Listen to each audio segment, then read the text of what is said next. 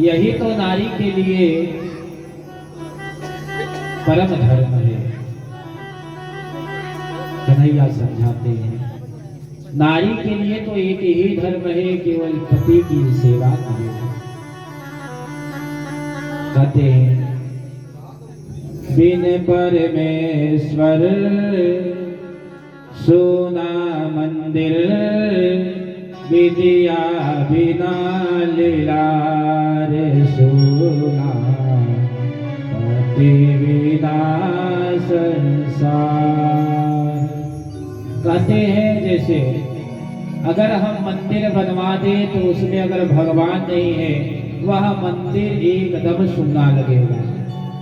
अगर माथे पर हमारी बिंदी नहीं है तो यह लीलार जो है यह सुना लगेगा। और पति के बिना यह जिंदगी जो है अधूरा है, सुना है। पति जप है, पति तप है, पति ही है करतार।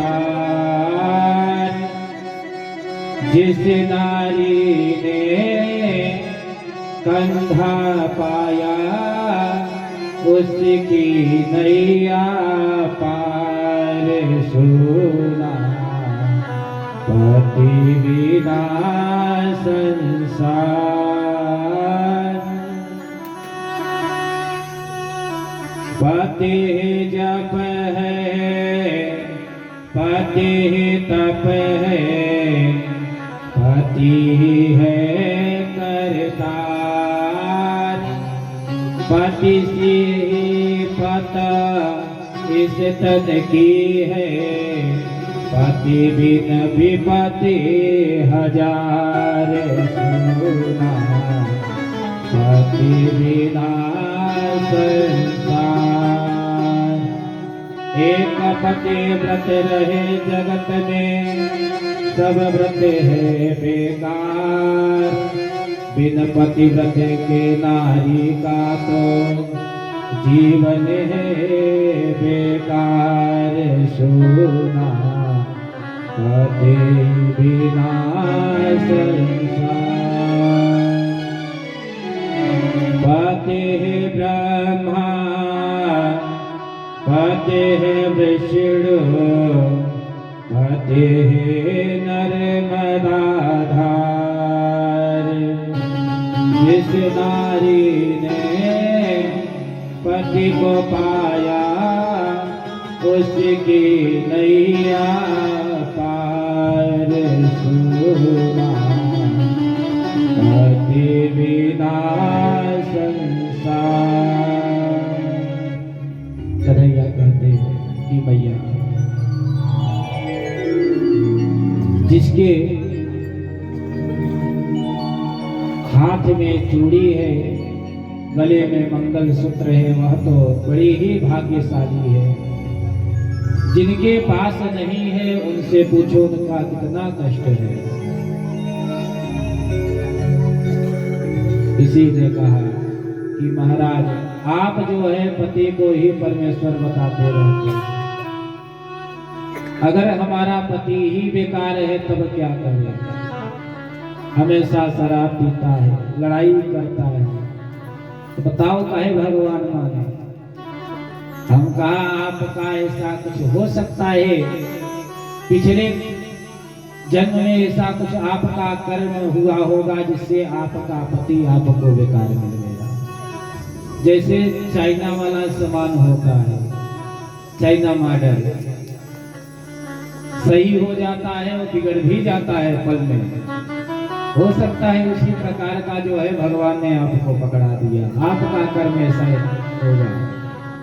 बात बात पे जो है खुश हो जाता है, बात बात पे बिगड़ जाता है। आपका ऐसा कुछ कर्म होगा। लेकिन जैसा भी है हमेशा जो है प्रसन्न रहना चाहिए। एक नाथ जी महाराज थे, उनकी पत्नी तो एकदम जो है बेकार थी, एक नाथ जी महाराज। लेकिन तब भी जो है बड़े ही प्रसन्न रहते थे।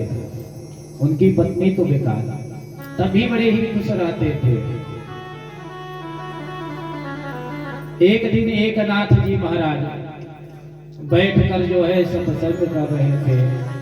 2-4 लोगों को बैठाकर सत्संग कर रहे थे। उनकी पत्नी बाहर निकली, पानी भरने के लिए जा रही थी। कहने लगे तुम तो कुछ काम करते नहीं, हमेशा बैठ कर जो है हमेशा 2-4 लोगों को और बैठा के हमेशा परपंच करते रहोगे। उन्हें कहा मतलब सत्संग कहे, हमेशा परपंच करते रहते हो। और वह जो है गरजती हुई चली गई, चिल्लाती हुई वहां से चली गई। जल भर के आई, आकर देखा यहाँ पुनः जो है सभा लगा है उनका। क्रोध में आ गई, आकर जो है वह घड़ा उनके ऊपर ही पटक दिया। एक नाथ जी क्रोध में नहीं आए, तब भी मुस्कुरा कर कह रहे हैं भैया देखो हमारी पत्नी इतनी अच्छी है, या तो गरजती भी है और बरसती भी है। जाते समय गरज रही थी और आते समय बरस रही थी। एक दिन एक नाथ से कहने लगी कि कुछ काम करते नहीं हो, एकदम बैठे रहते हो ठल्ले की तरह। एक कार्य करो, जाओ कुछ काम करो और बिना काम किए खाली हाथ मत आना।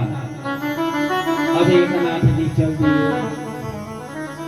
अब पत्नी का डांटा हुआ बेचारा कहा जाए, चल दिया बेचारा।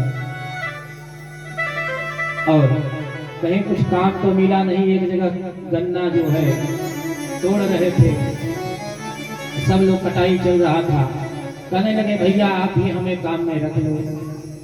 तो कहने लगे पहले से ही सब भरे हैं मजदूर, कोई आवश्यकता ही नहीं है।